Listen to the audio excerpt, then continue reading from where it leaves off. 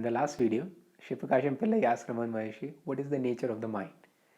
And Ramana Maharshi replied, the nature of the mind is thought. The thoughts are the nature of the mind. And the thoughts will always originate in dependence of something gross, right? Thought cannot exist by themselves. They will always originate in dependence of something gross. Yeah. So now the Sivaprakasam Pillai is asking, how do I realize this nature of mind, or what is the path of inquiry to realize this nature of the mind? Yeah. And now Ramana Maharshi says that that which arises as I in the body is mind. And one should, ask what exactly is this I. And when you ask this, what exactly is this I, you will find it is the center of everything. Yeah, it originates in your heart, and it is the center of everything, and everything is built on top of it, right? So the first thing that comes into the mind is this I. That is the first pronoun. On based of that, everything else arises, right? So that is the first thought. Then Sivaprakasam Pillai is asking, then how will the mind will ever get quiet? And the Ramana Maharshi replies, one should constantly ask, what is this I? Who am I? Right?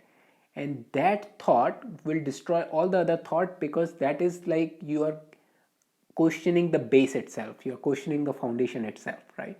So once you question the foundation itself, all the other thoughts get destroyed. And in the end, even these thoughts of who am I will get destroyed, just like you are stirring the burning pot. And in the end, the stick that also gets dissolved in the burning pot, right? And then what is left is the self. Then you will have the self-realization. Yeah. Beautiful. So Ramana Maharshi says the first thing he says is that which arises in the body as I is the mind, right? But that which arises in the body as I is the mind. And that is one of the things which is common among all the great masters, right? So if you see, there is some difference in terms of how the Buddha was explaining, or what the Buddha says is the nature of the reality. There's a difference what Vedanta, Ramana Maharshi, or other traditions are saying what is the nature of reality, right? But there's one thing that everybody agrees on, right? And this everybody agrees on. Buddha says the same thing, Ramana Maharshi is saying the same thing, even the neuroscientists are saying the same things, that there is this fundamental ignorance of I that is there, right? And what we think we are, that is the illusion. That's not the real I, right? So that is there, common in all the religion and all the traditions. And the Ramana Maharshi is saying the same thing, right? That which arises in the body as I is the mind, right? The same thing he said in the last video also. Anything that is a thought, it cannot be you. The thought is the nature of the mind. So any thought that comes into the mind is the mind, right? Any thought that arises is the mind, right? So that he says, that which arises as I in the body is the mind. Okay. So let's say, for example, a thought is arising inside me, right? I need to improve the production quality of these videos, right? I need to improve the production quality of this video.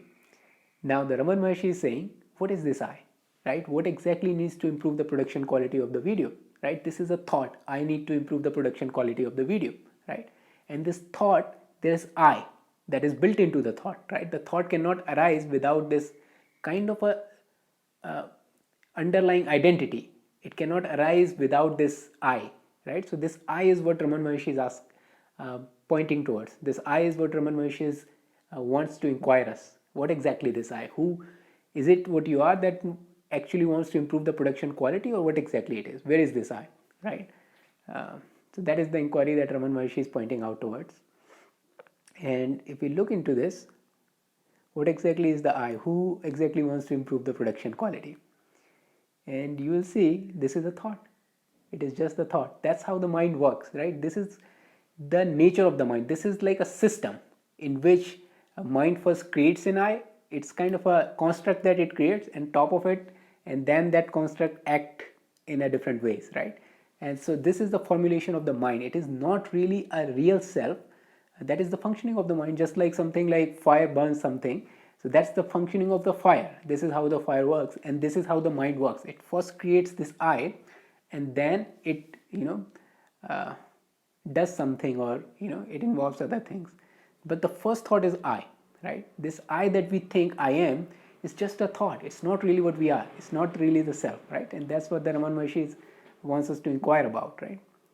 I want to improve the production quality, right? So it's a thought, and there is this belief that this is what I am. This I is what I am, right?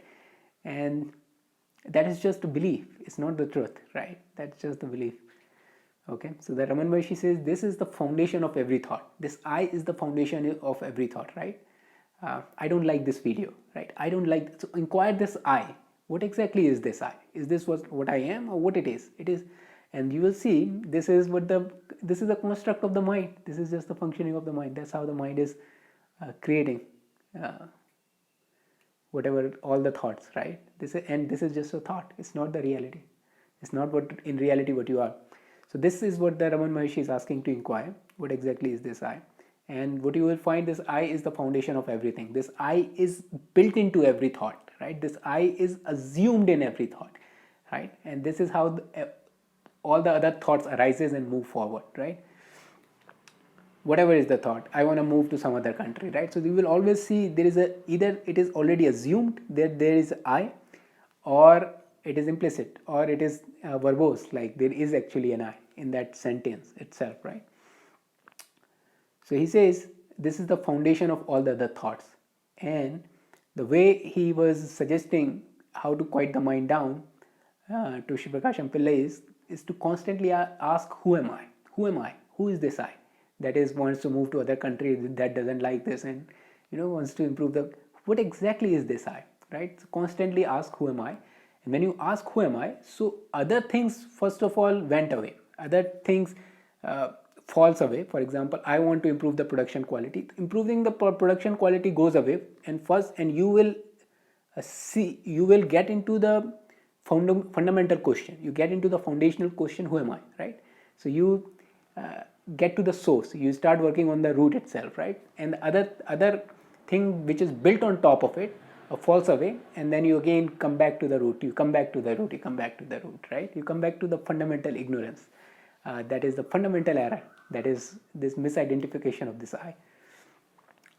So that is how he is saying you quiet the mind down. You constantly ask, who am I? Who am I? Who am I? And instead of whatever that I is suggesting to do, instead of doing that, you ask, who am I? And what exactly is this I, right? And that will destroy all the other thoughts. And in the end, this thought of who am I will also get destroyed. Just like just like a stick we used to stir up the burning water or something, and then in the end that stick also gets dissolved. And when the stick also gets dissolved, what is left is the self, right? Very beautiful, very important. I think this is the fundamental thesis, and this is the fundamental suggestion by Ramana Maharshi. This inquiry of this particular I and this particular misidentification that is happening deep inside ourselves, right? And he wants us to work there. It is also very subtle and very deep to catch it, but this is also the root of all our problem, root of our misunderstanding, right? The error, the fundamental error, right? So beautifully, I mean, it's amazing how deep and how direct Ramana Maharshi's teachings are.